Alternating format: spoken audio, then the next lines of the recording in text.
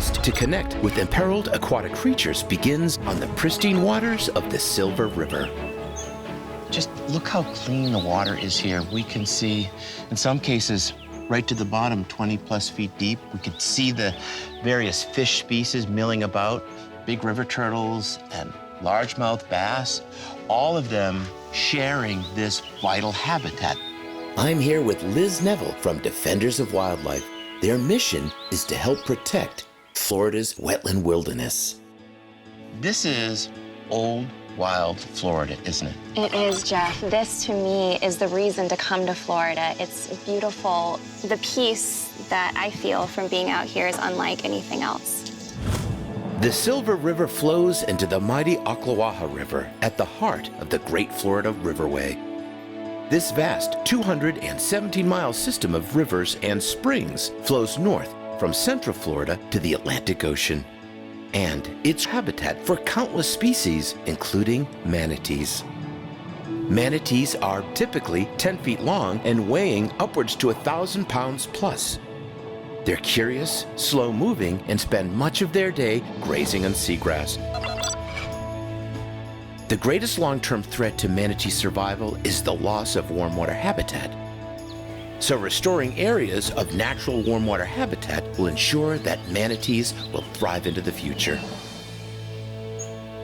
The beauty about Silver River is that it has a relatively constant temperature. So when we get those very dangerous cold snaps, which happen here in Florida in winter, manatees can come here and survive. Unfortunately, many manatees are cut off from places like Silver River due to man-made barriers. The Kirkpatrick Dam is a good example. It was built in the 1960s and has obstructed the large-scale migration of manatees ever since. Restoring a free-flowing Ocklawaha River will not only give manatees better access to Silver River and Silver Springs, but will also provide them with essential warm water winter habitat in many of Ocklawaha's 20 freshwater springs, which are currently not accessible due to high water levels from the dam. The reality is there are decisions that happened decades ago that are impacting the environmental integrity of Florida today. Jeff, it's really about coexistence at the end of the day. So much of the appeal of living in Florida is the beautiful natural environment and the wildlife that we have. So the key to continuing the survival of species and also ensuring a good human quality of life is to work with nature and not against her. The challenges that face Florida's coastline, wetlands, and waterways are a microcosm for our entire planet. Oceans provide us with an abundance of food and oxygen. They're great engines that regulate our climate and remove greenhouse gases like carbon dioxide. Wetlands act as giant filters that store and clean water. They're also a natural barrier that protect us from winds and tidal forces and provide incredible beauty and, of course, habitat for wildlife.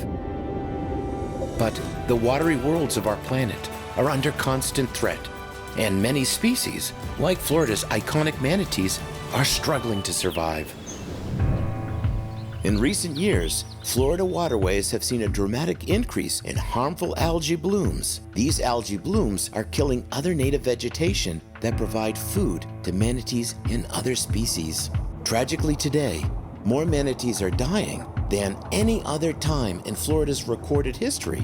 Conservationists are racing to save this keystone species before it's too late. To help respond to the recent increase in manatee disease and mortalities, the U.S. Fish and Wildlife Service and the Florida Fish and Wildlife Conservation Commission are coordinating a statewide manatee rescue and rehabilitation partnership. One of these partners is the SeaWorld Manatee Rescue Team in Orlando. They recently rehabilitated their 19th manatee this year, a sick and emaciated female named Avena. Over the last 4 months, Avena has been recovering nicely. This morning, she was transferred to a temporary pool to prepare her for her incredible release back into the wild. 4 months ago, she was on death's door. She was emaciated, couldn't even swim. A village came together and rescued her. Today, she goes back to the wild where she belongs. This is what it's all about. All right, Maggie, you ready? Ready. Let's do it. Getting Avena out of the pool is no easy task. First, most of the water was drained for staff to easily approach and secure her. She is gently led into a special safety harness. This is a lot of manatee to move around. We think of them as gentle giants, and there's not a mean bone in a manatee's body, but they do have a powerful paddle. Once Savannah is secured in the harness, a crane carefully lifts her up and out of the pool. Then it's all hands on deck to get her into the truck. Ready, 1, 2, 3. Oh.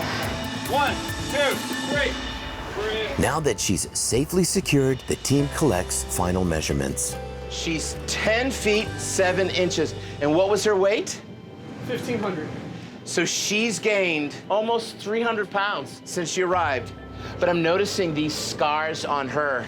Just about every healthy manatee I've seen has something like this. At some point, someone was likely not paying attention or driving too fast, and they had hit her. Incredibly, she survived.